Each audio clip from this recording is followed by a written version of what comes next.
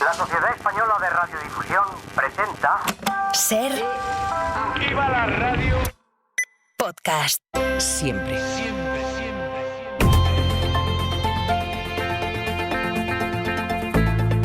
El Abierto. Ser Podcast.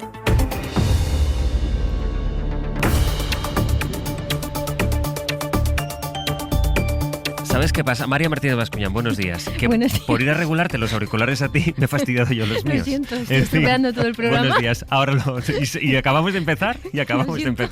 Ay, en fin, María Martínez Bascuñán va a ser alguien con quien compartamos el análisis de esta mañana junto a Carlos Sánchez. Hola, Carlos, buenos días. Accidentado Ahora. comienzo, buenos días. Menos mal que tú estás aquí, sin dar un ruido. E Ignacio Guardán. Hola, Ignacio, buenos días. Buenos días. En fin, los muy problemas. agitados. Bueno, claro, porque es que dice que no se escuchaba bien, pero ha esperado a decirlo justo al momento en que empezaba el abierto. Bueno, ya me estás echando la bronca. La antes de magia, empezar. no, que va. La magia de la radio. Oye, que decíamos esta mañana a las 8:23 de julio, ha pasado un año ya. Un año desde Un aquella año de aquellas exclamación elecciones. Sí. de Ángels. Bueno, eso fue un poquito antes, ¿eh? Sí, eso fue en mayo. 54 días antes. Exacto, cuando Para conocimos ser la más convocatoria. exacto. Sí, la verdad que un año, pero parece que ha pasado un siglo, ¿no? Sí, Que han pasado tantas cosas en lo que se En llama un siglo no sé, pero la de elecciones que han pasado... una velocidad absoluta a la política española. Bueno, y lo que va a pasar hoy es que este aniversario coincidirá con el día de cierre de temporada en el Congreso de los Diputados, con eso que algunos llaman superpleno, otros pleno escoba, en fin, la cosa es que será un pleno muy largo en el que van algunos de los asuntos que quedan todavía por discutir o que por certificar, por ejemplo, ese acuerdo entre el PP y el PSOE para renovar el Poder Judicial. Parece que no va a prosperar la tramitación de la reforma de la ley de extranjería, y algo de lo que se va a hablar también, aunque no esté en el orden del día, es esa decisión del juez Peinado de acudir a la Moncloa el martes que viene a tomar declaración al presidente del Gobierno. Pedro Jiménez, buenos días de nuevo. ¿Qué tal, Sastre? Buenos días. Nos dabas ya a las 8 algún detalle, Pedro. Es una decisión inédita del juez. Sí, el juez mantiene abierta una causa contra Begoña Gómez por sus actividades profesionales desde el pasado mes de abril. 5 acusaciones populares de ultraderecha acusan a la mujer del presidente del Gobierno de los presuntos delitos de tráfico de influencias y corrupción en los negocios. La Fiscalía no acusa. La Audiencia de Madrid redujo las pesquisas a 2 contratos adjudicados al empresario y profesor del máster que dirige Gómez, Carlos Barrabés, que se investigan ya en la Fiscalía Europea. La Guardia Civil no ve delito, pero ahora Juan Carlos Peinado da un salto y apunta al delito de tráfico de influencias en cadena y mete en la causa al presidente del Gobierno, que tendrá que declarar como testigo este martes. Dice el juez que esta diligencia que ha pedido Vox es conveniente, útil y pertinente, y trata de justificar lo injustificable para realizarla en persona, que no le interroga por razón del cargo, a pesar de que cuando estableció por qué investigaba a Begoña Gómez dijo que lo hacía por todos los aspectos que contenía la denuncia inicial desde que Pedro Sánchez era presidente del Gobierno. La Fiscalía anuncia recurso, pero no es suspensivo. Para evitar la declaración, el presidente del Gobierno tendría que alegar causa de fuerza mayor que obligara a aplazarla, o el juez tendría que admitir los recursos que ya han anunciado que interpondrán fiscal y abogado de Begoña Gómez. Eso es, por tanto, de momento se mantiene, y si nada cambia, mucho tendrían que cambiar las cosas, como apunta Pedro, para que el martes que viene no se produzca esa toma de declaración con vídeo. El juez acudirá a la Moncloa, además con un equipo de vídeo, para grabar al presidente del Gobierno. Miguel Ángel Campos, buenos días. Hola, buenos días, José Luis. Hay algunas cosas particulares, digamos, de esta decisión que estamos subrayando desde ayer. Por ejemplo, que ocurra en fase de instrucción, Campos, y que luego, como decía Pedro, no le llama a declarar por razón de su cargo. Sin embargo, lo que se investiga es un presunto delito de tráfico de influencias, para lo cual es fundamental recordar que Pedro Sánchez es el presidente del Gobierno. Claro, no hay precedentes de esta situación en fase de instrucción. Los altos cargos a los que se lo permite la ley siempre han declarado por escrito. Así lo hicieron Aguirre, Cifuentes o los ministros Bolaños, Robles y Marlaska. La única vez que un presidente del Gobierno declaró presencialmente como testigo fue ya en la fase de juicio oral, cuando la ley exige contradicción e inmediatez por tratarse de la última fase de un procedimiento antes de sentencia. Es lo que pasó con Rajoy en el juicio de la Gürtel, pero nunca en instrucción. Jueces, tanto progresistas como conservadores, consultados por la SER, califican de asombrosa y vergonzosa la actuación del juez Peinado, porque obvia que un testigo está exento de declarar si, como es el caso, el investigado es su cónyuge. Las mismas fuentes critican que Peinado retuerce la ley de enjuiciamiento criminal porque los presidentes del Gobierno pueden declarar por escrito en instrucción y solo puede tomárseles declaración presencialmente por hechos que no fueran conocidos por razón de su cargo. Y aquí se da una contradicción.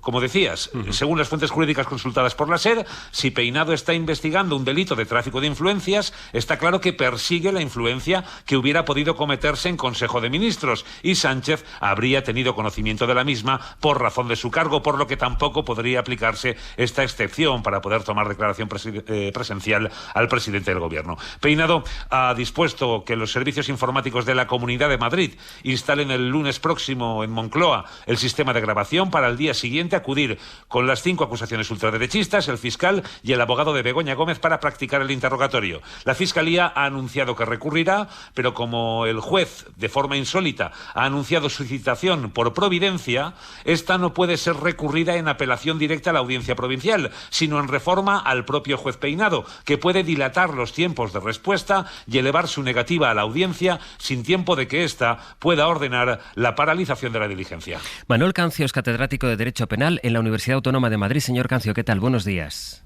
Hola, buenos días. Como tenemos algunas dudas desde el punto de vista judicial, le queríamos preguntar esta mañana para precisamente salir de ellas o resolver algunas. ¿Usted qué razones jurídicas ve en esta decisión que, como ahora nos contaba Campos, es una decisión que no tiene precedentes? Bueno, desde luego que no tiene precedentes. En principio no debería ser nada malo que, aunque alguien sea presidente del Gobierno, pues tenga que intervenir en el marco de la ley en un proceso judicial, por supuesto. Ya conocen ustedes el dicho que el hombre más poderoso, la mujer más poderosa, no es el presidente del Gobierno, no es el rey, no es el jefe del Estado, sino el juez de instrucción. Dicho esto, yo no le puedo resolver ninguna duda porque no conozco plenamente la causa, pero yo no entiendo nada de lo que está sucediendo. Llevamos más de 3 meses.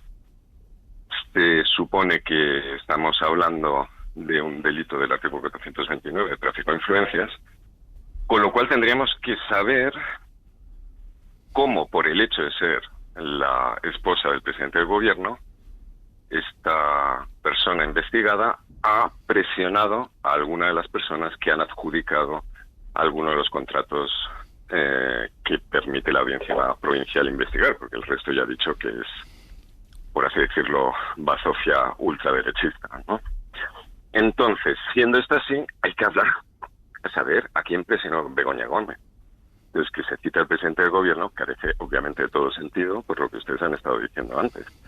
No voy a enseñarle yo a este señor cómo se instruye una causa, pero si estás investigando un tráfico de influencias, la Guardia Civil te ha dicho en varias ocasiones que ahí no hay nada, tienes que hablar con las personas que se supone que han sido presionadas y esas personas no han declarado todavía. Eso es muy sorprendente. El presidente del Gobierno no tiene por qué declarar porque es el esposo de la investigada. Y luego lo que estaban diciendo antes. O sea, que de esto ha tenido conocimiento en su dormitorio. Que esto no tiene nada que ver con el hecho de que sea presidente del Gobierno en un delito de tráfico de influencias. ¿En serio? Con tal de poder tener la imagen de entrar en la Moncloa. ¿En serio que esto no tiene nada que ver con el cargo del presidente del Gobierno? Tiene que ver con Pedro Sánchez Castejón. Esto es broma. Esto no es serio. Y yo creo que lo ve cualquiera. Porque en ese interrogatorio, entonces, el juez no puede hacer ninguna pregunta de la que se colija que la está haciendo porque Pedro Sánchez es presidente del Gobierno, ¿no? Bueno, en el interrogatorio tendría que hablarse de lo que él ha conocido sin que tenga ningún papel en ese conocimiento el hecho que él sea el presidente del Gobierno. Sí, le tendría que preguntar, pues no sé por qué. Porque estamos preguntando, estamos citando alrededor de lo que es el núcleo. Cualquier instructor que quisiera que su causa salga adelante, que tenga futuro, si tiene 2 informes como los de la Unidad Central Operativa, pues lo que va a intentar es fortificar los indicios, para lo cual tienes que hablar con aquellas personas que han intervenido en la comisión del delito.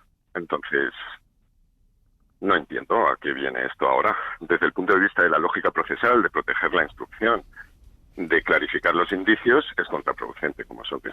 Si la ley dispensa, en este caso al presidente del Gobierno, de tener que declarar contra su mujer, porque es su mujer, jurídicamente entonces, ¿qué puede cambiar? Y más en la fase de instrucción de una declaración en la que él está amparado por la ley en no querer declarar para no perjudicar los intereses de la defensa de su esposa. Bueno, eso es una opción que tiene el familiar. No es que no puedas declarar, sino que tienes derecho a negarte a declarar. Entonces, pues dependerá, la declaración se va a producir y entonces pues Sánchez podrá optar o por decir yo no quiero hablar porque la investigada es mi mujer, que está en su perfecto derecho, o puede haber otras razones que le lleven, políticas y de índole personal, a decir aquí no hay nada, no tengo nada que ocultar y por supuesto que voy a declarar. No se sabe muy bien, aquí lo interesante es qué es lo que le van a preguntar. Para que nosotros entendamos cómo puede ser ese interrogatorio o el margen que tiene el juez, si hay una denuncia que quienes presentaron la denuncia admitieron que podía incluir información falsa. Y hay 2 informes de la Guardia Civil que no ven indicios de presiones, de vinculaciones con esas adjudicaciones. ¿El juez en virtud de qué puede hacer esas preguntas? ¿De sus sospechas, de la denuncia? Eso es. Dice, bueno, yo creo que aquí hay indicios suficientes para un tráfico de influencias. Y entonces puedo preguntar a todas las personas que puedan tener conocimiento de esto. ¿Pero cómo llega el juez a esa conclusión si hay informes periciales que lo desmienten? Pues no lo sé. A lo mejor habla con seres supernaturales que ni usted ni yo conocemos. Porque, de verdad, yo confío en la prensa en este país. Y hay intereses. Entonces, me gustaría que se hubiera visto algo. Alguien llamó por teléfono a alguien. O sea, eso apunta con esto de el tráfico de influencias en cadena. Ese alguien no ha comparecido, ningún periodista en España, ningún medio lo ha sacado. Entonces, pues no sé de qué le va a preguntar. Le va a preguntar, ¿usted influyó en no sé quién para que su señora la contratara en la Complutense? O alguna cosa por el estilo. O sea, no es esa persona a la que uno va y le pregunta, como es obvio. Primero, porque puede negarse a declarar. Y segundo, porque tienes que tener algo con lo que confrontarlo. Y yo no lo he visto en las noticias que ha habido, no sé por qué le va a preguntar. Algo de lo que le podría preguntar, le planteo, señor Cancio, son esas reuniones que ha dicho el señor Barrabés que tuvo con Begoña Gómez en la Moncloa, también el rector de la Complutense, en las que ha declarado que en algunas de ellas estuvo o participó de alguna manera o estuvo allí Pedro Sánchez. Por eso le podría preguntar el juez, aunque le preguntaría en calidad de presidente del gobierno. Bueno, yo creo que el presidente del gobierno en la Moncloa no ha recibido un amigo, sino un empresario que tiene relación con otras administraciones, como sabemos. Entonces, efectivamente, no creo que le estén preguntando por su círculo íntimo. Es que hay una contradicción insalvable. Como es obvio, sea por razones espurias o sea por razones justificadas, al menos en la mente del magistrado, está claro que a Pedro Sánchez se le interroga porque es el presidente del gobierno. Entonces, no dejarle declarar por escrito, como se ha hecho siempre, como dispone la ley de enjuiciamiento criminal, y decir que no, que llama a Pedro Sánchez Castejón el ciudadano, pues es que no tiene ningún sentido. Ese es el problema. No tiene ningún sentido desde el punto de vista de la investigación, de ninguna clase. ¿Cuánto puede durar esta investigación, esta instrucción? Bueno, esto está en manos del propio magistrado instructor y de la audiencia provincial. Estoy seguro de la defensa, y creo que la Fiscalía también ha recurrido a todas estas actuaciones, digamos, sorprendentes o erráticas, podrían llamarse, y entonces esto está en manos de la Audiencia Provincial de Madrid, de la sección que corresponda. Pero no hay, es decir, la ley no pone un límite. No, lo que ocurre es que ha citado al presidente del gobierno por providencia, en vez de explicar en un auto, que es recurrible directamente ante la audiencia, cuáles son las razones para que vaya a declarar. Pero esto es un acto procesal. Las defensas recurren y después la audiencia provincial tendrá que decir si esta citación tenía sentido o no lo tenía. Manuel Cancio, catedrático de Derecho Penal en la Universidad Autónoma de Madrid. Muchísimas gracias por su tiempo. Un saludo y buenos días. Gracias a vosotros. Hoy por hoy noticias. Ser Podcast. Y con Carlos Sánchez, María Martínez Bascuñán e Ignasi Guardans, con los que vamos a analizar ahora la decisión de ayer del juez Peinado, después también de estas explicaciones que nos daba el profesor Manuel Cancio, que sepáis que están ahí Pedro y Miguel Ángel Campos, que siguen para dar asistencia en carretera por si en algún momento los necesitamos de la tertulia. Ignasi, si te parece, empiezo contigo, después de, creo que ha sido bastante claro el profesor Cancio, con su análisis, al menos así lo ve él, después de la decisión que tomó ayer el juez Peinado. Sí, no, es que ha sido tan claro el marco jurídico aberrante. Además estaba leyendo que incluso el juez se ha equivocado incluso con los artículos que cita. O sea, es todo una aberración. Se ha publicado hoy El chapuza. Español. Sí. Es aberrante, o sea, que lo explica muy bien. Los puntos claros de la aberración están ahí. O sea, citar como testigo a alguien por lo que haya conocido fuera de su actividad como presidente del gobierno en una investigación en la que estás investigándola precisamente por ser esposa del presidente del gobierno, porque es que si no habría ni empezado este proceso, no tiene ningún sentido. Pretender además citar al esposo sabiendo que el esposo no tiene por qué, el cónyuge no tiene por qué declarar en contra y por tanto difícilmente lo hará. O sea que yo imagino que la Moncloa y imagino que la Moncloa tendrá una estrategia muy clara en la que abortará, perdona la expresión, este tema bastante en seco, y le quitará la parte de gloria. Yo además, si fuera el responsable de Moncloa, digo por dar ideas aquí en antena, pues haría entrar a toda esta gente por la puerta de la cocina. Quiero decir, en final Moncloa es muy grande, tiene distintas puertas, esto es un acto de servicio y además como si ni siquiera le va a entrevistar como presidente del gobierno, pues que le reciba en una esquinita, o sea, nada de escaleras bonitas, ni de cámaras, ni de nada, ¿no? Todo eso lo pueden hacer en Moncloa y yo es lo que sugiero que hagan, porque todo esto es fundamentalmente un juego de imagen del juez, de imagen de las acusaciones y de ir montando ruido, porque en sustancia, como bien ha explicado el catedrático que has entrevistado, en sustancia no le va a aportar nada. Si de verdad quisiera aclarar lo que ha ocurrido aquí, lo que estaría haciendo es llamar a las personas que supuestamente han sido influenciadas, y no las ha llamado. Y por tanto está claro que esto, yo no le puedo llamar prevaricador, porque no se puede, y menos en antena, pero sí es evidente que no está haciendo su trabajo como debería hacer un juez instructor, porque no está buscando la verdad, está buscando ruido, está evidentemente buscando ruido, y en ese sentido lo que imagino es que Moncloa no se apuntarán a eso, y creo que esto tiene un recorrido muy limitado y hay que tener la cabeza fría. La cabeza fría incluye decirle a Bolaños que no es su papel estar hablando demasiado, eso también te lo digo sobre la marcha. O sea que yo creo que hay mucha gente que puede defender la situación. Pachi López como portavoz del PSOE sí, creo que está haciendo un papel muy correcto, pero a mí me gustaría ver menos a Bolaños, lo digo sinceramente, es el ministro de Justicia, y su tono tiene que ser otro, y no me gusta, o sea que dejando muy claro el abuso y la aberración de lo que veo que está viniendo del juez instructor, yo creo que Bolaños debería retirarse a sus palacios de verano, y hablar más de la importancia de la justicia, etcétera, y no ser el ariete que es, porque eso no ayuda a nada. Carlos. Sí, comparto este último punto que dice ahora Guardans. Yo creo que el ministro de Justicia tiene que ser mucho más prudente. Es decir, frente a la imprudencia del juez instructor, yo creo que el ministro de Justicia tiene que mantenerse más al margen, y yo creo que el Partido Socialista tiene suficientes dirigentes para plantear su oposición política y jurídica al asunto.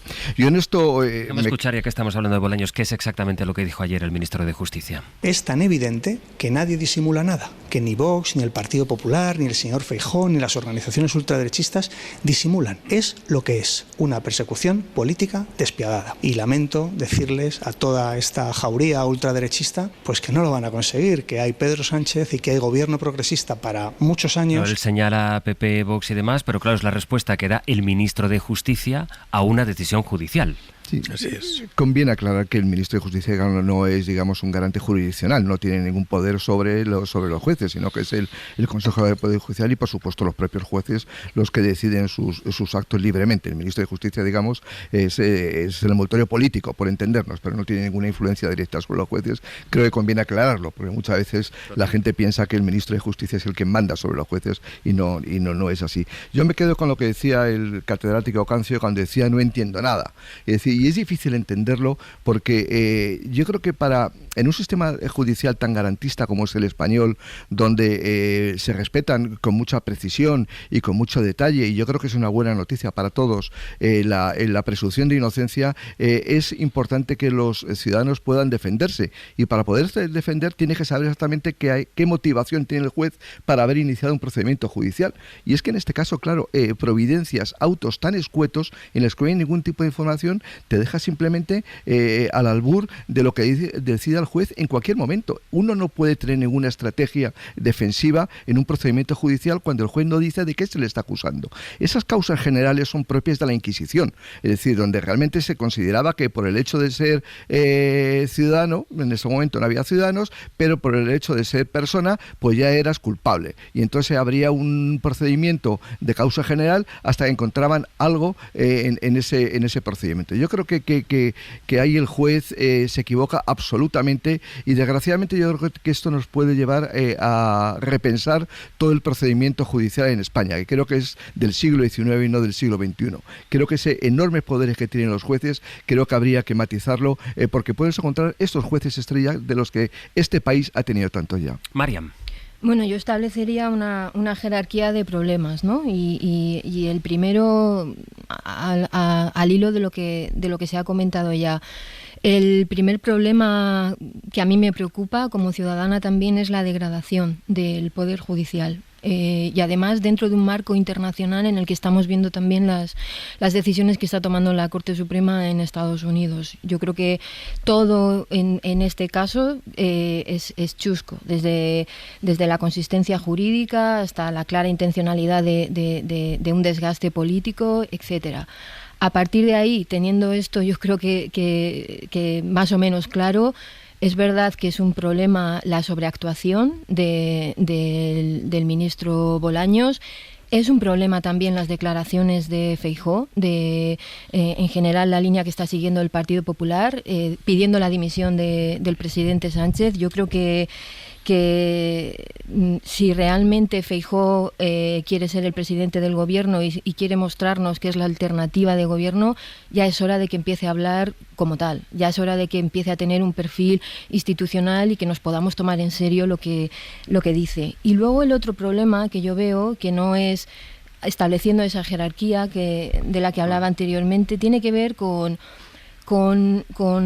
lo que puede o no puede hacer una primera dama. Yo creo que este es un debate que no se nos puede hurtar tampoco, es decir, o cónyuge varón, ¿no? Porque dentro de poco tendremos probablemente un cónyuge varón al que le será a lo mejor más difícil tener un perfil bajo, ¿no? Por ser varón cuando tengamos una presidenta del gobierno. Yo creo que es hora también de que hablemos de esto, ¿no? Claramente hay una apariencia de incorrección. Begoña Gómez no escribe cartas de apoyo a empresas en licitaciones de fondos públicos, y esto es poco ético y estético. Yo creo que tenemos un problema desde ese punto de vista, porque falta un sistema eficaz para tratar los conflictos de intereses de los familiares y de los cónyuges políticos. Entonces, mientras que carezcamos de este sistema, desde un enfoque, si se quiere, de ética pública, estos asuntos se van a acabar dirimiendo o bien en la arena política o bien en los tribunales, en lugar de por vía de un proceso más discreto, que es donde correspondería. Y yo creo que este debate es interesante y también lo tenemos que tener. Claro, van a darlo sin ningún tipo de problema, pero como tú decías, en la jerarquización de problemas lo que ocurre es que se mezclan todos los debates. Exacto. Y parece que pronunciarte en un debate ya te sitúa inmediatamente en un, no quiero decir trinchera, pero prácticamente así. Porque estamos rehenes de los marcos, ¿no? Por un lado hay un marco que nos dice... No puedes sospechar, no puedo pedir explicaciones sobre este asunto porque tal parece que estoy posicionándome, ¿no? En un bloque, porque todo está definido esto en dos bloques, en los que al final... Y claro, y efectivamente llegamos a estas situaciones, como ahora nos comentaban Pedro y Campos, que no tienen precedentes, como es esta decisión judicial en la que va escalando el nivel de cosas que vamos viendo y vamos olvidando otros debates. A mí me gusta mucho ese comentario de Marian sobre Feijóo, ¿no? Porque nada de todo esto tendría la entidad que tiene si el Partido Popular estuviera actuando con un mínimo de decencia. No digo ya de responsabilidad, sino de decencia, ¿eh? De saber que ellos han estado en Moncloa, que previsiblemente estarán en Moncloa otra vez, que saben lo que es un juez que vaya por su cuenta sin respetar nada y que su papel tendría que ser defender la institución. Y ellos son perfectamente conscientes de que esto no tiene nada que ver con la justicia, que efectivamente puede haber un tema ético en el que podrían estar hincando el diente muchísimo más. En algún momento pues Borja Sampersi ha dejado caer, porque yo creo que él es consciente de que esto jurídicamente penalmente no hay ninguna parte, ¿no? Pero la parte ética sí, la parte ética es legítima, que se plantee en algunos aspectos. la ética, la estética, lo decía el portavoz del PNV el otro día, todo eso plantearlo ahí, pero en cambio separarse, distanciarse de la actuación del juez. Y Feijóo no ha hecho eso, ¿no? Feijóo no ha hecho eso, hoy ha soltado en un corte que he escuchado, pues va a hablar de corrupción ante el juez, todo es un tono agrio, es un tono trumpiano, es un tono visceral, es un tono miserable el que está utilizando Feijóo, y eso es muy, muy poco responsable, y alguien le tiene que decir a Feijóo que no solo está haciendo daño a Sánchez, está haciendo daño a la presidencia del gobierno y a la justicia, porque al hacer ese tono, al usar ese tono, lo que daña son las instituciones. Por la parte política, Carlos. Hoy por hoy noticias. Ser Podcast. En una hora empieza en el Congreso el último pleno de la temporada antes de las vacaciones de los diputados. El asunto que va a sobrevolar hoy todo el debate político es esa decisión que estamos comentando en el abierto del juez Peinado de ir la semana que viene a la Moncloa para tomar declaración a Pedro Sánchez como testigo en el caso que investiga la actividad profesional de su mujer, Gillian. El Partido Popular pide la dimisión de Pedro Sánchez. El Gobierno todavía no ha esclarecido cuál será hoy la estrategia del presidente del Gobierno cuando se espera que los populares hagan alguna alusión a este asunto en el Congreso. Lo que está en la agenda de momento es, entre otras cosas, la votación de la reforma del Poder Judicial que pactaron PP y PSOE y la reforma de la Ley de Extranjería que a esta hora ya sabemos que no se va a aprobar. En el Congreso está David Junquera. Buenos días. Buenos días. No tiene pinta, ¿no? Teniendo en cuenta ese no del Partido Popular y el previsible no de Junts, el PSOE da ya por caída esa reforma de la Ley de Extranjería, pero no la va a retirar del orden del día porque quiere que Feijóo quede retratado cuando pulse el botón. Es lo que dicen, pero a la vez socialistas y populares irán de la mano para votar las medidas que desembocarán en la renovación del Consejo General del Poder Judicial. Dando esas dos cosas por cerradas, la incertidumbre planea sobre la prolongación del decreto anticrisis, el escudo social que incluye el IVA cero del aceite y la cesta básica, las rebajas en el transporte público o las ayudas en el pago de la factura de la luz, depende de la decisión que tome Podemos. Los morados no están por la labor de la retirada paulatina del bono eléctrico para familias vulnerables y amenazan con votar en contra de la prórroga de todas las medidas si no se retira lo que ellos califican de recorte. Será un pleno largo de negociaciones abiertas hasta el último instante, las respuestas a partir de las 10 dentro de una hora. Y acaba de abrir la bolsa española, pendientes de su respuesta a los resultados récord que ha presentado esta misma mañana el Banco Sabadell. Ganó 791 millones entre enero y junio de este año, un 40% más que en 2023. La entidad quería demostrar hoy a sus accionistas que es rentable para que rechacen la OPA del BBVA. ¿Cuál está siendo la respuesta de la bolsa? Javier Ruiz, buenos días. Buenos días. La bolsa está hasta ahora aplaudiendo esos resultados. Cuanto más sube el Sabadell, más difícil y más caro es que lo compre el BBVA. Bueno, pues el Sabadell está subiendo un 1,3% nada más abrir después de presentar beneficios récord, un 40% más ha ganado la entidad, 791 millones y un dividendo extraordinario. Anuncia a sus accionistas, intenta seducirles para que no vendan con 2.900 millones de euros en dividendos. A esta hora el Sabadell sube un 1,3% y se encarece la operación para un BBVA que ahora está plano. Del exterior, hoy vuelve Joe Biden a la Casa Blanca después de su aislamiento por coronavirus y pasado mañana se reúne con Benjamin Netanyahu, con el primer ministro de Israel, ya en Estados Unidos. Altos cargos de la administración Biden creen que esta visita oficial puede facilitar las negociaciones con Hamás y con Israel para pactar una tregua en la Franja de Gaza este verano. Y en los deportes duro, el último partido de preparación de la selección de básquet antes de los Juegos Olímpicos. El combinado de Sergio Escariolo, que desde las 8:30 juega ese último choque antes de viajar a París, a donde esta tarde viajan gran parte de los deportistas que participan en la primera semana de competición. El choque de los españoles es en el Wizzing Center, amistoso con Puerto Rico como rival. Ese partido que tiene un protagonista es Rudy Fernández, que va a jugar su último choque como profesional en la pista madrileña que bien conoce. Además, pendientes del mercado de fichajes en fútbol, hoy con varios partidos amistosos. Juegan el Celta y el Sporting, el Sevilla ante el Sporting de Portugal en Faro, Las Palmas en Marbella ante Al Sadd y el Valladolid en Segovia. En el análisis este martes, Carlos Sánchez, Marian Martínez Bascuñán e Ignacio Guardans. Y como quiera que la tertulia, a partir de la decisión del juez Peinado de tomar declaración en la Moncloa a Pedro Sánchez, nos iba derivando ya a los efectos y las estrategias políticas, vamos a saludar a Guillermo Lerma y a Mariela Rubio. Guille, Mariela, buenos días de nuevo. ¿Qué tal? Buenos días. Qué coordinados, caramba, qué sincronización en la sección de Nacional. Para que nos vayáis contando, Guille, empiezo contigo, lo que apuntábamos ya en la mesa a partir de esas declaraciones que antes hemos escuchado del ministro de Justicia, la estrategia tanto del Gobierno como del Partido Socialista, donde dicen algunas de las cosas que no dicen en el Gobierno, ¿no? Sí, hablan en el PSOE de persecución política despiadada, de cacería de montaje. En esos términos hablan en el partido. De la decisión adoptada ayer por el instructor del caso. Tanto Ferraz como la Moncloa han elevado en las últimas horas el tono contra Juan Carlos Peinado, aunque en ningún caso ni Patxi López ni el ministro Bolaños lo mencionaban expresamente. Hay voces que en privado en el partido le acusan directamente de prevaricar. En público nadie va tan lejos. Las dos partes de la coalición señalan al magistrado como una pieza fundamental de la estrategia orquestada por la derecha y la ultraderecha para desgastar políticamente al jefe del Ejecutivo. Y hoy se ha demostrado que es una persecución política intolerable de los que pretenden ganar en algún tribunal lo que no consiguieron en las urnas. En mi ejercicio profesional no he visto un caso semejante y creo que con esto lo estoy diciendo absolutamente todo. Hay indignación, incredulidad en el PSOE y en Sumar por la línea que consideran que ha cruzado el juez con la citación a Sánchez. Por ahora, la Moncloa, eso sí, no desvela cuál será la estrategia con la que el presidente del Gobierno afrontará esa declaración del próximo martes. Se aferran en el Gobierno a los recursos que puedan interponer tanto la Fiscalía como la defensa de la mujer del presidente, de Begoña Gómez. Y lo que hace el PP, Mariela, remitirse a la posición que tuvo el PSOE cuando declaró como testigo Mariano Rajoy en un juicio, no en una fase de instrucción, que es la diferencia fundamental con este episodio, y pide la dimisión Feijóo de Pedro Sánchez. Así es, se aferraba ayer Feijóo a que Sánchez pidió en su momento la dimisión de Rajoy cuando fue citado a declarar por el caso Gürtel,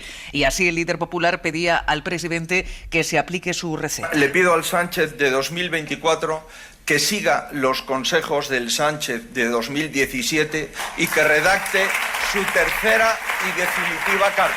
Es realmente lamentable que la primera vez que vayamos a oír al señor Sánchez tenga que ser ante un juez porque ha sido llamado a declarar. Como testigo le recuerdo al señor Sánchez que tiene que decir la verdad, y es algo a lo que no está acostumbrado. Palabras de Feijóo ante los suyos en la Junta Directiva Nacional. El PP, ya sabéis, Sastre, no llamará a Begoña Gómez al Senado, sí lo hará con Sánchez, pero no tiene prisa por hacerlo. Los populares buscan exprimir al máximo el caso, buscan la estrategia de la gota china, porque con independencia de cuál sea el recorrido penal de este caso, el PP sostiene que este asunto es política y éticamente censurable y que, aseguran, está desgastando a Pedro Sánchez. Así lo hacía ayer Borja Semper. Mire, el procedimiento judicial que sea el que los jueces, en este caso un juez, dictamine, y quienes están convocados y llamados a declarar ante un juez que lo hagan. Aquí el problema, más allá de lo judicial, es el ético y el estético, y todo lo que estamos viendo causa una profunda tristeza, sobre todo en aquellos que creemos en la política limpia. En Génova dicen que llamarán a Pedro Sánchez al Senado cuando todas las cartas de este caso estén sobre la mesa. No te desconectes, Mariela, porque quiero hablar contigo del giro o consolidación del discurso sobre inmigración de Alberto Núñez Feijóo. Vuelvo contigo enseguida, pero por completar, Carlos, la parte política que estábamos hablando antes de las 9 a partir de este discurso del Partido Popular. Quería comentar que el populismo, como todo el mundo sabe, tiene muchas facetas. Es decir, una parte de la responsabilidad de los líderes políticos que piensan a corto plazo y no a medio y largo plazo, que lo que interesa a los ciudadanos en general. El populismo también se manifiesta en dar soluciones sencillas a temas muy complejos, y sobre todo es las dosis de demagogia que incorpora el populismo. Para un populismo más de baja intensidad que tiene que ver con el oportunismo. El oportunismo forma parte de la tradición de todos los políticos. Los políticos y en general la sociedad somos oportunistas y nos aprovechamos, incluso en el fútbol, es donde se ve más el concepto ese de oportunismo. Claro, y uno, escuchando las declaraciones del señor Feijóo, uno se pregunta si quiere que el señor Sánchez sea el del 17, también esperemos que del 17 sea el Partido Popular. Es decir, a partir de ahí, ¿por qué no pidió la dimisión del presidente Rajoy cuando tuvo que declarar el Partido Popular? Porque claro, apuntarse ahora al carro de que una declaración de 5 años o hace 8 años, pues la verdad que yo creo que, o 7 años, yo creo que dice muy poco en favor de los políticos. Los problemas que planteaba antes Marian, que son los más inteligentes, me parece que hay que plantear y que hay que plantearse la cuestión de fondo, es, por ejemplo, es decir, ¿qué tratamiento tiene que tener la esposa o el cónyuge del presidente o presidenta del gobierno? Ese es un tema que todo el mundo tiene que planteárselo, pero tiene que crear un contexto político favorable. Y cuando no creas ese contexto político favorable, no resuelves los problemas. Y yo creo que ahí entra en juego es el oportunismo. Yo siempre pongo un ejemplo que es el más fácil para todos los ciudadanos. Tú hablas con todos los políticos y con muchos ciudadanos y todo el mundo está de acuerdo en que los políticos en España están mal pagados. pero nadie lo resuelve. ¿Por qué? Porque es algo muy propio del oportunismo político. Si un político dice que estás expulsando al sector privado de la política porque los sueldos son muchas veces incluso miserables comparado con lo que se cobra en el sector privado, pues lo que puedes pensar es ¿por qué no suben los sueldos? Simplemente por el oportunismo de los políticos. Creo que el oportunismo es algo que está poco estudiado todavía en la ciencia política y creo que habría que dedicarle una pensada. Sí, bueno, yo hablaba de este problema de esta jerarquización de los problemas. O sea, no perdamos de vista que el problema es un juez que está haciendo un caso, que está construyendo un caso y que está haciendo activismo judicial, y creo que a mí como ciudadana me preocupa esto, me preocupa la degradación del Poder Judicial, y me preocupa en segundo lugar efectivamente esto, que no existe un marco de normas éticas que además no solo es bueno para la sociedad, es que además protege a los políticos. Y es verdad que ninguno ha hecho nada por intentar solucionar esto. Las declaraciones de Semper están muy bien, la oposición tiene que fiscalizar, pero ¿por qué no proponen desde ese punto de vista institucional esas normas de regeneración democrática? Es decir, hay un problema evidente de normas éticas, hay una falta estructural de esas normas éticas exhaustivas, y yo creo que la oposición también podría proponer algo así. Yo no estoy muy seguro. Yo no estoy muy seguro de que todo se pueda reducir a normas. O sea, estoy totalmente de acuerdo en el fondo, que hay unas conductas que tienen que cambiar cuando uno es el o la cónyuge del presidente del gobierno o de un alto cargo, que hay cosas estéticas que se podrían hacer de otra manera. Lo que no tengo claro es que eso se pueda reducir a un código, ni siquiera un código no penal, sino un código. El presidente deberá, no sé qué, artículo 1, artículo 2. Yo creo que no, que esto no va así, porque difícilmente la ética se puede reducir a códigos, ¿no? Eso lo ha hecho la Iglesia con sus catecismos y nunca le ha salido del todo bien. Y por tanto creo que de lo que se trata es de aplicar en muchos casos sentido común. Aquí puede haber faltado, y creo que es la parte que yo le echo un poco en cara al equipo de Moncloa en este tema, de quizá haber hecho un gesto ahora, no digo ya en el pasado, sino ahora, de reconocer que hay alguna cosa puede no haberse hecho bien. Es decir, la sensación, lo decía, vuelvo a citar porque es que me pareció espléndida, ¿no?, la intervención del portavoz del PNV el otro día, decir, oiga, aquí penalmente esto no tiene ningún sentido, es verdad, hay un abuso, es la extrema derecha, lo podemos repetir una y otra vez, pero objetivamente ha habido alguna cosa que no se ha hecho todo bien, que no debería haber llegado a un foro penal, pero que no se ha hecho del todo bien, y eso pues a lo mejor el debate tendría otro tono si eso se pudiera decir en voz alta también por parte, si no de los protagonistas, pues de quienes les contribuyen a elaborar el discurso, ¿no? Puede ser. Eso cambiaría, seguramente, ¿sea? ¿Eso cambiaría el tono del Partido Popular o de la oposición en este punto del debate? Bueno, es una de las preguntas. Es decir, ¿habría tenido el Creo gobierno... que la opinión pública le daría un tono distinto, que es lo que nos ha de preocupar. Efectivamente, estoy de acuerdo ahí contigo, Inés. Y de momento lo que tenemos es que la semana que viene ocurrirá algo que no ha ocurrido hasta ahora, que es que un juez acudirá al Palacio de la Moncloa en fase de instrucción a tomar declaración al presidente del gobierno y a grabar esa declaración. Sigue conectada nuestra compañera Mariela Rubio. Mariela, para que nos cuentes en este momento esa consolidación, decía, en el discurso del Partido Popular, que ayer, y de boca nada más y nada menos que de Alberto Núñez Feijóo, vinculó inmigración con inseguridad. Sí, ayer Feijóo volvía a hacer suyo ese marco tradicional de la extrema derecha, vinculando, como dices, la inmigración ilegal con la inseguridad ciudadana, algo que ya hizo en la campaña catalana, y un mensaje al que volvía ayer. Solidaridad sí, pero seguridad también, porque los españoles tienen derecho a salir tranquilos a la calle. Somos una nación con valores. Esos valores incluyen auxiliar y dar apoyo al que lo necesita, pero también incluyen el respeto a la cultura, a nuestras creencias, a las mujeres, a los homosexuales, a la libertad de poder sentirse seguro uno en su casa. Tras la ruptura de los gobiernos con Vox, el PP está decidido, y así lo admiten en su cuartel general, a que la ultraderecha no les arrebate la bandera de la lucha contra la inmigración ilegal. Dirigentes en Génova y varones del PP repiten esta semana de manera recurrente que la preocupación por la inmigración va a ser un vector de voto esencial en las próximas citas electorales. No nos vamos a dejar ese flanco descubierto, dicen. Ese es el contexto en el que Feijóo endurecía ayer su discurso, y ese es el contexto en el que el PP PP va a tumbar hoy en el Congreso el reparto obligatorio de menores migrantes. El PP votará no a la modificación de la ley de extranjería y los presidentes autonómicos del PP cerraban ayer filas con su líder. ¿Tenden un trágala? Pues no. Cada decisión que Sánchez ha adoptado en esta legislatura ha sido en base a cesiones a su socio. Pues si quiere pactar con el Partido Popular, tendrá que recorrer el mismo camino. No se puede apoyar una ley en la que las comunidades autónomas somos decisivas sin contar con las comunidades autónomas. El gobierno no ha querido ni escucharlas, que hay que votarle sí porque sí y después, como ha dicho, que se arreglen las enmiendas. Creo que no ese es el camino y creo que nuestra posición es la posición correcta. E incluso el PP de Canarias, que forma parte del gobierno allí y a priori era partidario, se desmarcaba ayer de la reforma de la ley de extranjería. Mariela, gracias. A vosotros. Hay una cosa que le dicen dirigentes del Partido Popular a Mariela, ella lo contaba, no dejemos ese flanco descubierto. Pues claro, ¿y quién dice que un partido como el Partido Popular tenga que dejar descubierto su discurso sobre la migración? La cosa es que cubra ideológicamente ese flanco con propuestas, con discursos que son los que tiene la extrema derecha.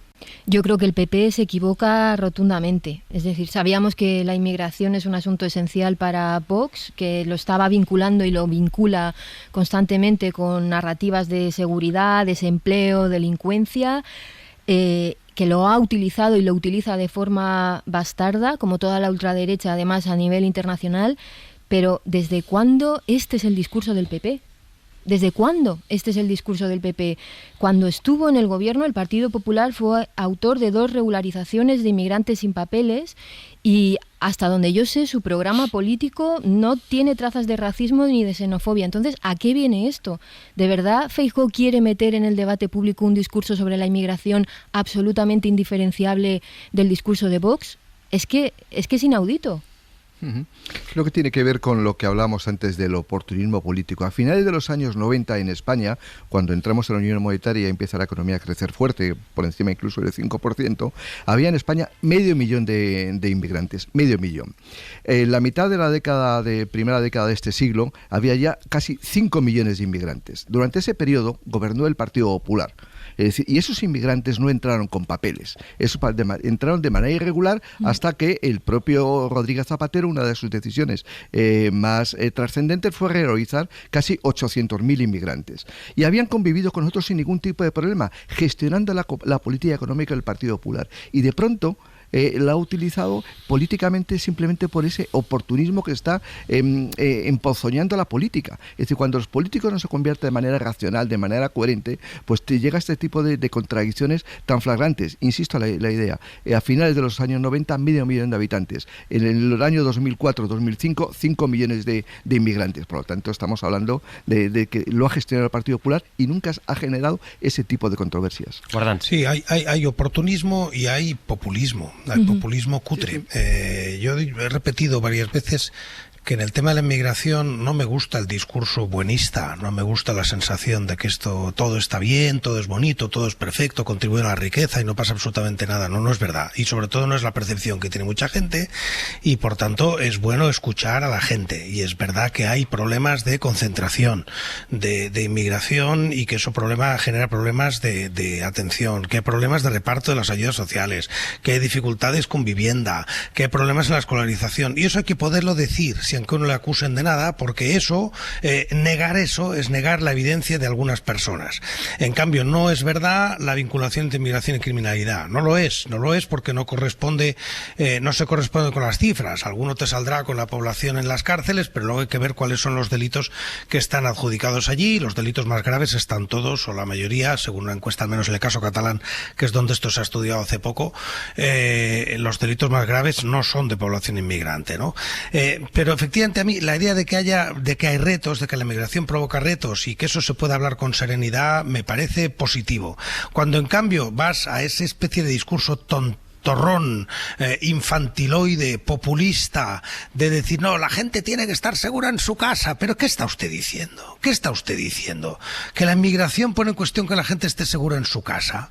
O sea, reducir el debate de la inmigración a ese tipo de frases simplonas, trumpianas, de meeting de Trump, son ridículas. Y eso degenera, de nuevo, volvemos a lo anterior, ¿no? Degenera el debate político e imposibilita tener un debate racional. Hay que poder tener un debate racional. Por supuesto que que sí, por supuesto que la inmigración plantea para la economía de nuestro país una enorme cantidad de virtudes y de ventajas, pero bueno, pues hay que saberla gestionar y plantea problemas en algunos casos concretos, en algunas sociedades, en algunos barrios. Muy bien, pero si usted lo reduce a frases de manual solo porque en lugar de hablar de inmigración usted está hablando de Vox, Feijóo lo que está haciendo es intentar hablar de Vox y hablar a los de Vox cuando dice ese tipo de cosas, intentar captarles para decir mirad dónde estoy y mirad cómo soy, y así degenera el debate político e impide que podamos hablar de inmigración como deberíamos. Bueno, yo es que creo que no tenemos tampoco que perder de vista que todo esto surge al hilo del reparto de niños, de verdad, y aquí sin de ninguna demagogia, de verdad es un problema. Para España cuando ha acogido a 200.000 refugiados ucranianos, es decir, hemos vivido un circo con el reparto de menores cuando todos los convenios internacionales de derechos de los niños nos obligan a integrarlos y a poner a su disposición recursos precisamente para formarlos y para integrarlos, y aquí no hay ninguna demagogia que valga, esto se debería hacer de forma automática, y si se quiere evitar este circo, el PP debería ser el primer interesado en querer reformar la ley para hacer que esos repartos sean obligatorios y automáticos. La desgracia es que este tipo de mensajes da votos, quiere decir, lo hemos comprobado recientemente en las elecciones en el Parlamento Europeo y lo vamos a comprobar muy pronto en Estados Unidos, es decir, el discurso anti-inmigración da votos, y hasta que la opinión pública no se dé cuenta que realmente, es decir, gracias a la inmigración, y no digo ese discurso buenista en absoluto, creo que la inmigración es un fenómeno complejo porque las sociedades tienen el conflicto social permanente, es decir, igual que tenemos problemas con la vivienda, tenemos problemas con las pensiones, tenemos problemas con el reparto de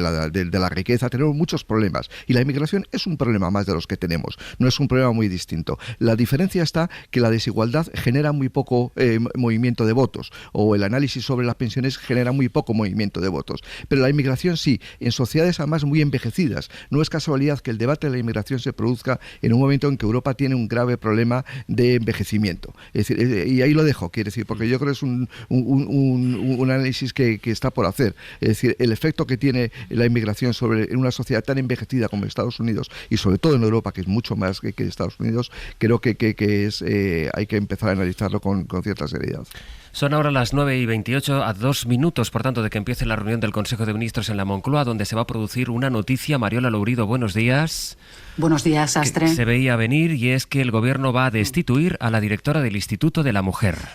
Sí, estaba cantado. El Consejo de Ministros va a aprobar el decreto de cese de Isabel García como directora del Instituto de las Mujeres por esos contratos adjudicados a dedo a las empresas que Isabel García comparte con su pareja, adjudicados por ayuntamientos socialistas, y además 5 de ellos, según ha reconocido ella misma, 5 de ellos adjudicados este mismo año, estando ella ya en este 2024 en el cargo del Ministerio de Igualdad, y algunos acusados de estar amañados. Su situación, Sastre, era muy crítica, insostenible. Nadie del Gobierno la defendió, tampoco ningún dirigente del PSOE. Es más, dentro del PSOE hubo gente que pidió su dimisión, y Sumar, el socio de Gobierno, lleva varios días ya pidiendo su cese inmediato. Es más, la acusa de haberse enriquecido con estas labores en favor de la igualdad. Su continuidad, además, era una rémora, un lastre para la ministra Ana Redondo, que desde que se conoció la noticia el pasado jueves le pidió explicaciones. Pidió además tiempo, incluso paciencia e igualdad, pero vemos que se le acabó. Isabel García no dio, además, públicamente las explicaciones necesarias sobre esos 64 contratos menores obtenidos en los últimos 3 años, con una facturación de 250.000 euros en diferentes ayuntamientos, la mayoría del PSOE, para gestionar puntos violeta, pero también otras actividades sobre feminismo, actividades también LGTBI. Ella no mostró ninguna intención de dimitir, se defendió diciendo que todo era ilegal, que no había beneficiado desde el Instituto de las Mujeres a sus empresas, pero lo cierto hoy es que el Gobierno va a cesar, la va a destituir. Era una nueva polémica que arrastraba la ministra con ella, con Isabel García, porque hay que recordar que nada más llegar al Ministerio, al Instituto de las Mujeres, Sumar y socios del Gobierno, colectivos LGTBI, pidieron también su dimisión razón al considerar tránsfobos e inaceptables muchos de sus comentarios y críticas con la ley trans. Adjudicaciones, recordemos, contratos de 250.000 euros, sobre todo ayuntamientos del PSOE por esa gestión de puntos violeta, entre otros asuntos. Era insostenible la situación. Llegó a hablar Ana Redondo, creo, Mariola, de humanidad, más que paciencia para justificar que no tomara la decisión. Intentamos aquí en la radio hablar con ella, pero ella no ha querido hacer más declaraciones que aquella primera frase que concedió al Español, que fue el medio que sacó esta información, ¿no? Sí, además ella sacó un comunicado en las redes sociales defendiéndose, diciendo que todo era legal, que desde el instituto pues no había adjudicado ningún contrato y lo que sí podemos decir, no quiso hablar en ningún momento con la cadena SER, pero sí lo que podemos decir es que esta noche en hora 25 va a estar la ministra de Igualdad, Ana Redondo. Es un día importante además para ella porque se aprueba en el Congreso la ley de paridad, su aprobación definitiva, pero evidentemente este tema estará sobre la mesa. Pues escucharemos las explicaciones que dé Ana Redondo en esta entrevista de esta noche en hora 25 con Pablo Tallón. Mariola, gracias. A ti, hasta luego. María. Bueno, a mí es que me ha sorprendido muchas cosas de este caso. En primer lugar, que ya era de por sí un perfil bastante controvertido por lo que se acaba de decir, ¿no? De un activismo transfobo que no mantuvo precisamente un perfil bajo durante la tramitación de la ley trans y ahora, cuando se conoce esto, las explicaciones casi obscenas que ella ha dado también en relación al cónyuge, diciendo que los cónyuges también tienen que comer, ¿no? Y sobre todo, el tercer punto y lo que más me preocupa, la inacción de la ministra de Igualdad. Yo creo que la ministra de Igualdad debería haberse pronunciado mucho antes, debería haber tomado cartas en el asunto, porque esto la estaba arrastrando a ella, a su capital político y también y sobre todo a un ministerio que está en el punto de mira de la ultraderecha y creo que debería haberlo cuidado mucho más. Para mí este cese llega un poco tarde. Hay otro asunto del que quiero que hablemos esta mañana. Es una polémica que viene de hace unas semanas en Cataluña. Se ha dado de baja en Esquerra Republicana de Cataluña Ernest Maragall, hermano de Pascual Maragall. Ha dejado Esquerra después de que se haya sabido que compañeros suyos de Esquerra, entre ellos estaba el director de comunicación del partido, eran los responsables de hacer y de repartir carteles en los que se veía a Ernest Maragall y a su hermano Pascual Maragall, que como saben tiene Alzheimer, con este mensaje. Este mensaje despreciable. Decía: fuera el Alzheimer de Barcelona. Carteles hechos, por tanto, promovidos por gente desde dentro de Esquerra Republicana, en los que se decía fuera el Alzheimer de Barcelona, con imágenes de Pascual y de Ernest Maragall. Al ver cómo ha gestionado esto el partido, Maragall ha decidido darse de baja de Esquerra Republicana. Laura Pons, buen día. Hola, ¿qué tal? Buen día. Cuéntanos cómo hemos llegado hasta este desenlace. Sí, efectivamente, como contaba Sastre, Ernest Maragall comunica su baja, rompe el carné de Esquerra y lo hace, dice, por vergüenza y horror, asegura, por el caso de los carteles. I per tant els comunico que acabo de formalitzar la meva baixa com a afiliat a Esquerra Republicana de Catalunya. ¿Qué ha pasado con estos carteles? ¿Por qué dimite Maragall? Bueno, pues porque no está satisfecho en cómo la dirección del partido ha intentado resolver o incluso tapar el caso, una campaña que nació en la misma sede de Esquerra Republicana en el Departamento de Comunicación y que buscaba encontrar la simpatía o el apoyo de la gente hacia Ernest Maragall, un candidato que tiene 81 años. Fue a principio de este año cuando la dirección de los republicanos empezó a sospechar de que el caso les explotaría y explotó hace 3 semanas por la investigación del diario Ara. Salió a la luz que ellos, parte de la cúpula, encargaron esos carteles a través de una empresa afín al partido, de Relevance, y entonces empezaron las reuniones para diseñar un plan. Si hi ha un home, si l'informe hi ha un home, no. Llavors, si tu dius que hi ha el Pol, tu cites el Pol i punto. I si hi ha més noms, és el Pol que ha parlat amb ells. Tu vas... Àudios... Tú has parlat amb el Pol, audios que publicó RAC1 que incluso una persona de la dirección de los republicanos grabó durante la reunión. En el audio hablan de un informe... el de los Mossos, porque el mismo Ernest Maragall denunció el caso, y señalan a Pol, uno de los militantes que colgó los cartells. Més mal penjats millor, després hi havia una llista amb els llocs que havien de ser penjats, hi havia seus d'Esquerra Republicana, també algo molt lleig que a mi em va semblar que eren centres de malalts i d'Alzheimer.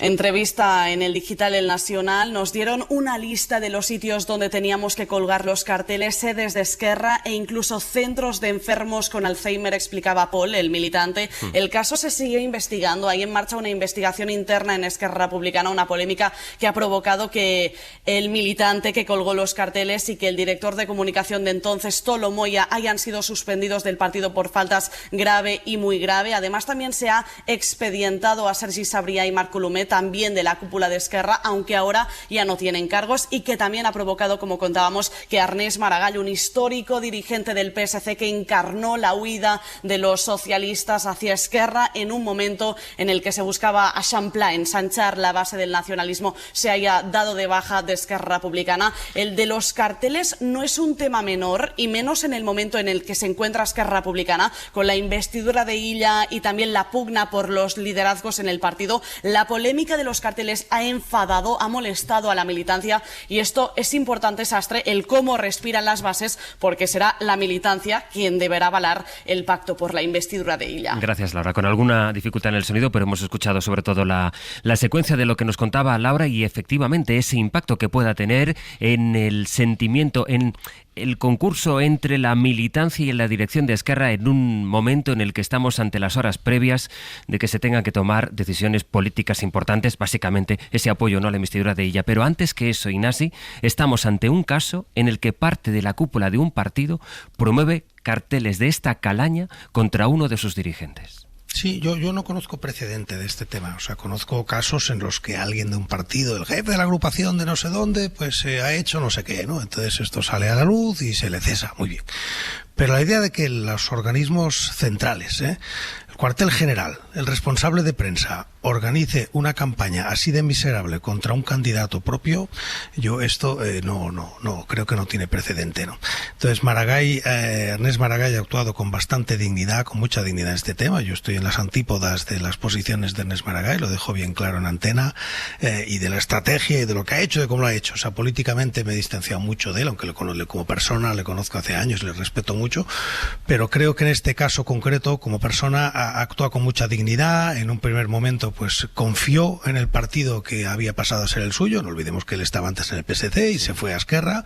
Él confió en Esquerra, confió que iban a ser leales, puso los hechos en conocimiento, no hizo ruido, por decirlo así. Aquello de los trapos sucios se lavan en casa, pero en casa no lavaron los trapos sucios. Y los trapos sucios solo en el momento en que la prensa empezó a sacar esos audios y toda la información es cuando ya pues tuvo que dimitir el responsable principal, que salió pues quedando muy claro que es que lo habían organizado todo, dónde se ponían los carteles, dónde se imprimían, quién los repartía, una cosa bestial. Y de hecho en ese momento salieron más cosas también, José Luis, que es bueno explicarlas, ¿no? Cómo Esquerra ha estado detrás de otras campañas, porque lo que se ha visto es que había toda una estrategia en la que hay campañas que parecían como de la sociedad catalana o del independentismo catalán, pero que se han dirigido al 100% desde las cocinas de Esquerra. Y ahora ha salido también eso.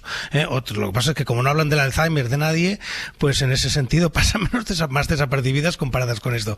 O sea que efectivamente Esquerra ha quedado desnuda, el equipo de Esquerra ha quedado desnudo, y a Maragall ha hecho muy bien en dar un portazo y decir, oye, esto no es un partido serio, y se siente pues maltratado, ¿no? ¿Qué impacto tiene eso en las negociaciones? Pues no lo sé, porque lo que está claro, sí tiene impacto en el Congreso futuro, eso ninguna duda, porque lo que demuestra es que Esquerra se tiene que renovar, que Esquerra está patas arriba, que tiene aluminosis, tiene amianto, tiene carcoma, tiene todo lo que se puede tener en las estructuras lo tiene, y por tanto tiene que renovarse íntegramente. Por tanto, efectos de la renovación de estructuras sí está claro. Ahora, efectos de la negociación actual yo no acabo de ver cómo se cruzan. Carlos. Sí, en política está casi todo inventado, y una vez más hay que volver al viejo axioma aquel de Adenauer, ¿no? En política hay amigos, enemigos y compañeros de partido. Yo creo que esto, más allá del caso Maragall, que conozco, digamos, el detalle, no lo conozco tan bien como Guardans, sí que me preocupa lo que comentamos anteriormente, el hecho de que la política se ha convertido tan fiera, es tan salvaje, que estamos expulsando a mucha gente que le gustaría participar en política honorablemente y con un sueldo digno, simplemente por mejorar la sociedad. Y creo que ese tipo de casos demuestra que la política en algunos momentos está enferma simplemente porque es una lucha por el poder, se pierden los valores. Que son momentos, ¿no? ¿O es que soy un ingenuo, Carlos? Yo creo que hay demasiados momentos. Es decir, la política, y cuando hablas con los políticos, cuando se van, digamos, de la tribuna, cuando se van de la primera fila, todos te dicen lo mismo, que lo más duro que han hecho en su vida es estar en política. Y eso hay una coincidencia, lo mismo que sea de derechas, de izquierdas o cualquier otro tipo de partido político. En este tipo de casos, para cualquier ciudadano dice, ¿cómo voy a meter yo a militar en un partido donde hacen esas cosas tan salvajes, tan miserables como jugar con el Alzheimer? Es decir, yo creo que ese es el mensaje más tremendo desde el punto de vista de la opinión pública y es el que nos debería preocupar. Vale. Bueno, es que no puedo estar más de acuerdo con lo que acaba de decir tanto Carlos como Guardans.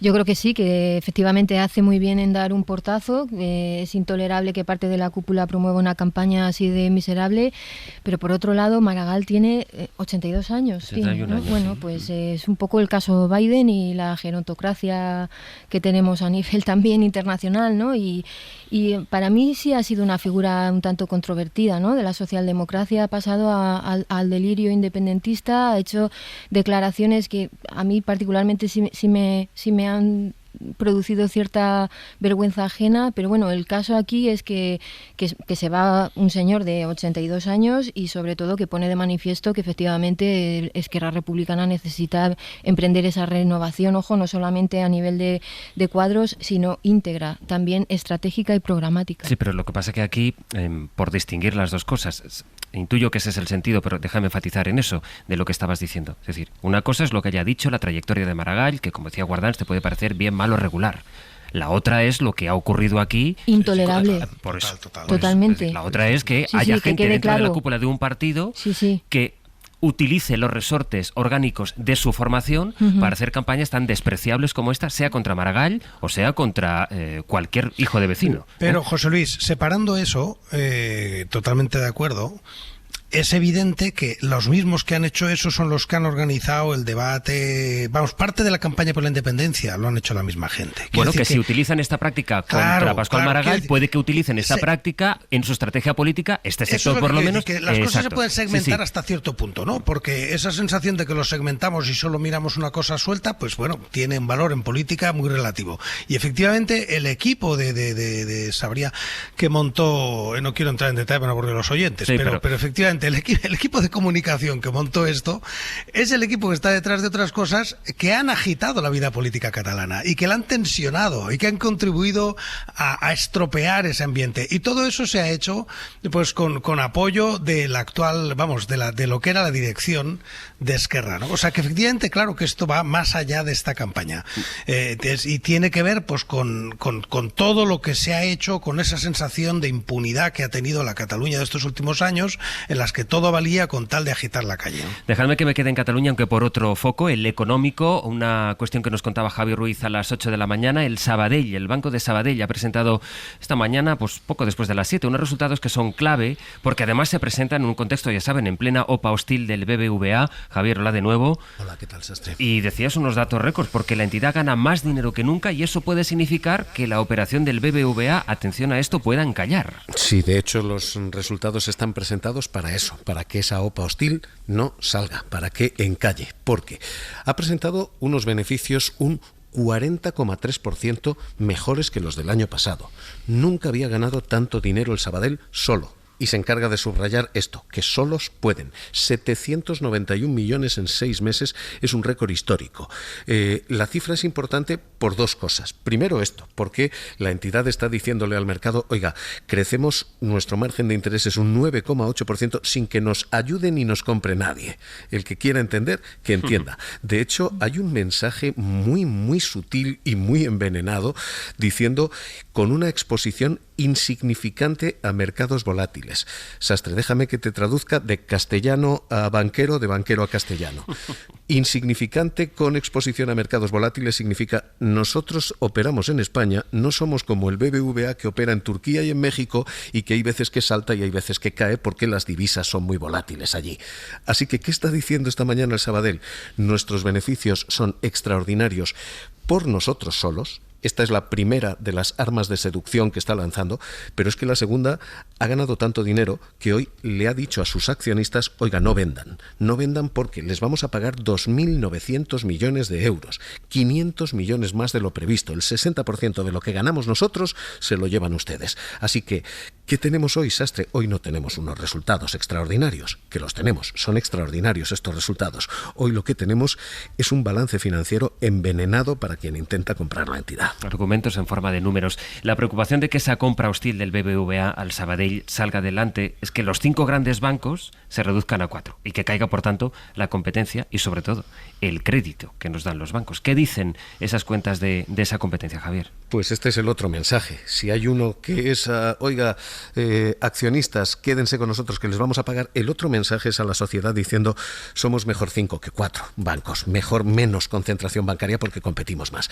Esto es como se traduce, insisto, de balance a castellano y de banquero a castellano. Yo te hago la traducción un poco libre, pero es que lo que el Sabadell ha dicho es, miren, pymes, que es el sector clave de su ofensiva, hemos dado 8.600 millones a pymes, un 35% más. Pymes son el sector clave en el que trabaja el Sabadell. El 42% de la cartera del Sabadell son pymes. Así que, ¿qué está diciendo? Oiga, como nos cierren la ventanilla a nosotros, como nos compre una entidad, hay menos pymes y hay menos posibilidad de crédito y menos competencia. Van a pagar las empresas más. Segundo, hipotecas. Dice, hemos aumentado hipotecas un 14%. Tercero, crédito al consumo. Esto del frigorífico y el coche. Sí. 17% de aumento al crédito al consumo. Así que hoy, de verdad que la carpeta que hoy va a traer el Sabadell para su presentación de resultados podría titularse Resultados primer semestre o podría titularse OPA, no gracias. Javier, gracias. Un abrazo. Pues es evidente, pocas veces, Carlos, los balances de un banco de los que hablamos a menudo pues sirven sí para sacar pecho, pero pocas veces tiene un mensaje tan claro como este, ¿no? Bueno, tan claro y tan complicado también, porque complementando lo que decía ahora Javier, efectivamente el Banco Sabadell ha ganado un 40% más, pero el BBVA, que es mucho más grande, ha ganado un 30% más y el año 22 ganó un 40% más respecto al 21. Ha doblado sus beneficios respecto antes de la pandemia, por lo tanto uno corre velozmente pero el otro tampoco deja de hacerlo, ¿eh? El BBVA gana muchísimo dinero y puede aguantar, probablemente tiene musculatura financiera suficiente para poder engullirse al Sabadell. A ver en todo caso cómo acaba esta operación. Hoy el Sabadell tenía este hito, digamos, en mitad de esta controversia, que era ofrecer sus resultados y poder decirle qué es lo que quiere su dirección a sus accionistas. Oigan, ya ven aquí solos cómo nos va la cosa. Hay otro asunto, de hecho un par de asuntos que quiero que comentemos antes de que acabemos este abierto. Uno es saludar a Pablo Morán. Hola Pablo, buenos días. Hola Sastre, buenos días. Con la última hora de las novedades en la campaña para la presidencia de Estados Unidos, para las elecciones de noviembre, lo que hemos contado esta noche, lo que hemos visto de madrugada es que Kamala Harris ya tiene el número de delegados suficientes para poder aspirar y ser la sucesora de Joe Biden una vez que Biden ha dado ese paso atrás. Exacto, lo tiene ya bastante bien encarrilado para consolidar su candidatura. Por aclamación, porque está consiguiendo un ritmo de donaciones récord, el respaldo de pesos pesados del Partido Demócrata, como Nancy Pelosi, y porque, como decías, esta noche ha alcanzado el número de delegados que necesita para que se confirme su candidatura. Los delegados son los representantes que se han ido eligiendo en las primarias de cada estado estos últimos meses. Claro, se eligieron para votar a Biden, pero ahora que Biden no está, Kamala Harris tenía que amarrar esos apoyos antes de la convención demócrata de mediados de agosto y de la votación virtual que se cerrará unos días antes. Y lo ha conseguido en poco más de 24 horas. Todo esto, claro, cierra el paso a posibles rivales internos, abre definitivamente las quinielas sobre la vicepresidencia y, sobre todo, le permite a Kamala Harris ya enfocar su acción en la campaña frente a Trump. Y es lo que ha hecho esta madrugada con su nuevo equipo de campaña. Le recuerda que fue fiscal. In those roles, I took on perpetrators of all kinds. So hear me when I say, I know. Créanme cuando les digo que conozco a tipos como Donald Trump. Ya está empezando a confrontar ese perfil de jurista de Kamala Harris frente a su rival republicano delincuente que ya señalábamos ayer. Todo esto ha ocurrido en un acto en el que hemos vuelto a escuchar a Biden por primera vez desde la renuncia. Han conectado con él por teléfono. Biden ha verbalizado su apoyo a Harris. Ha dicho que aunque él no vaya a estar, la tarea continúa con ella, con Kamala Harris, todo a la espera de que se dirija a la nación esta semana para explicar sus renuncias. Pablo, gracias. A ti, hasta luego. Guardans, casi como en un concurso. Te voy a hacer una pregunta y tienes un minuto para contestarme. ¿qué opciones reales le das a que, si es Kamala Harris la candidata demócrata, pueda ganar a Donald Trump tal como están ahora mismo las cosas? Las elecciones en 3 meses y medio. Muchísimas opciones le doy, porque esto no es un tema de si es más guapa, más interesante, más guapa en el sentido político, más además atrae más votos por sí sola, sino es toda la dinámica, es la ilusión que le ha metido, es la esperanza que le ha metido, y estas elecciones se juegan en sacar a la gente de la abstención, no en tanto en gente que cambie de voto, ni un solo fan de Donald Trump va a cambiar de voto, sino gente que se mueva y que se movilice. Y ahí una de las grandes sorpresas es la gente joven, la generación X, como le llaman, que está saliendo, o sea, la cantidad de impulso en TikTok que está teniendo Kamala Harris es espectacular y no lo había tenido Biden. Y las donaciones que no son solo de grandes fortunas, que también, sino son pequeñas donaciones a lo Obama. O sea, Harris ha cambiado en solo 48 horas la dinámica de toda la campaña y ha generado una ilusión en la izquierda y en muchas mujeres y en mucha gente en Estados Unidos que Biden era incapaz de insuflar. Y por tanto, en este momento, no solo hay partido, yo creo que es perfectamente posible que gane y que gane muy bien Kamala Harris estas elecciones. Sin embargo, yo, por ejemplo, ayer leía en el País un artículo muy interesante que hablaba del acantilado de cristal, de un fenómeno que tiene que ver con el hecho de que en un momento de crisis se recurra a una mujer con altas posibilidades de estrellarse. Ojo que Kamala Harris, esto no es una oportunidad para Kamala Harris. Kamala Harris tiene que ganar las elecciones. Yo creo que hay mucho trabajo, pero mucha gente va a salir a hacerlo, que no está. Hay un detalle, perdona María, hay un detalle muy práctico. Hay mucha gente que no estaba dispuesta a salir al lado de Biden porque Biden quemaba. Y ahora, en cambio, todo el mundo quiere salir al lado de Kamala. Y por tanto es una movilización de gente de base, al Obama, insisto, que Biden era incapaz de movilizar. Carlos, breve, que tengo muy una brevemente, última hora. Creo que 3 meses y medio es muchísimo tiempo y la clave va a estar una vez más en la campaña electoral. Si las campañas electorales son siempre importantes, estas son fundamentales para Kamala Harris. Decía que tenía una última hora, Pedro Jiménez, que tiene que ver con el caso Begoña Gómez. ¿De qué se trata? Sí, Sastre, así es. El abogado de Begoña Gómez, Antonio Camacho, ha presentado ya el recurso de reforma contra la citación del presidente del Gobierno. Dice que una diligencia tan trascendental como esta no tiene ninguna fundamentación jurídica en base a los autos y al sumario que obra en la causa, y por eso pide al juez que la anule. Dice que es una diligencia que no tiene sentido jurídico ni en el fondo ni en la forma, porque no hay ningún indicio que se haya desprendido de la investigación sobre la necesidad de citar a declarar como testigo al presidente del Gobierno. El escrito de Antonio Camacho recuerda esas 2 reuniones que son las que se supone que tiene que explicar el presidente Pedro Sánchez en su declaración. En la primera coincidió en un encuentro que mantuvo el empresario Carlos Barrabés con Begoña Gómez, y el encuentro se limitó a un saludo. Camacho recuerda que es que el Palacio de la Moncloa es el domicilio de Begoña Gómez, que era lógico que se reunieran allí, y la segunda fue una reunión en la que también estuvo el director de la Oficina Económica de Moncloa, Manuel de la Rocha, en una ronda de contactos con personalidades del mundo de la innovación, en las que participó también Carlos Barrabés. Y por último, la forma del interrogatorio. Camacho también recurre en la forma en la que se va a celebrar ese interrogatorio, que recordemos, el juez se desplazará al Palacio de la Moncloa porque dice que le interroga no por razón de su cargo y que por eso lo quiere hacer presencialmente, y además instalará cámaras y dispositivos de grabación para recoger documentalmente ese interrogatorio. Lo ampliamos en el boletín. Esa es la noticia. La defensa pide anular esa diligencia del juez. Y a partir de ahora, el magazine. Sergio Castro, buenos días. Buenos días. Nos vamos a echar un rato, ¿eh? Vamos a estar un rato juntos, ¿eh? Sí. Vamos a echarnos. Echarnos. Digo, por lo de la cama. No había pillado el chiste. Bueno, ¿qué es un país? ¿Qué es un país? Si tú me lo preguntas, Kiko Llaneras, Pascual Donate, un país se explica desde un lugar, efectivamente, el de la cama. Eso Atención, 900, 100, 800, porque necesitamos su colaboración. ¿Cuál fue el momento más divertido o más bochornoso que han vivido en una cama? ¿Recuerdan el peor colchón en el que han dormido? Quiere mucho a su pareja y sin embargo esa es la peor persona del mundo para compartir su sueño. ¿Cómo lo negocian? Le quita las sábanas, le arrincona, le atormenta, le deja en un rincón, no puede con sus ronquidos. 900, 100, 800, historias de camas desde ya. Tenemos la teoría de que podemos explicar un país desde un lugar. La semana pasada explicamos España desde las farmacias. Hoy vamos a explicar España desde las camas. Así que ayúdennos. 900, 100, 800. Vamos a perseguir también a la felicidad. Lo vamos a hacer con Alejandro Cencerrado. Hoy partiendo del hecho geográfico de dónde dónde se puede ser más feliz dependiendo de donde uno viva.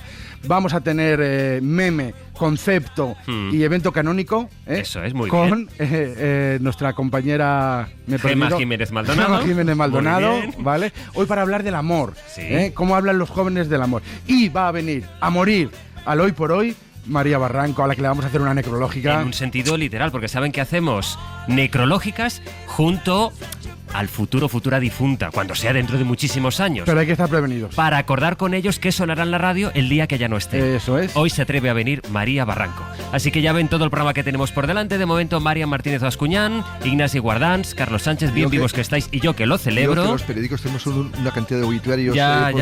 Por eso. Gracias y hasta la próxima. Hasta luego. Adiós. Adiós.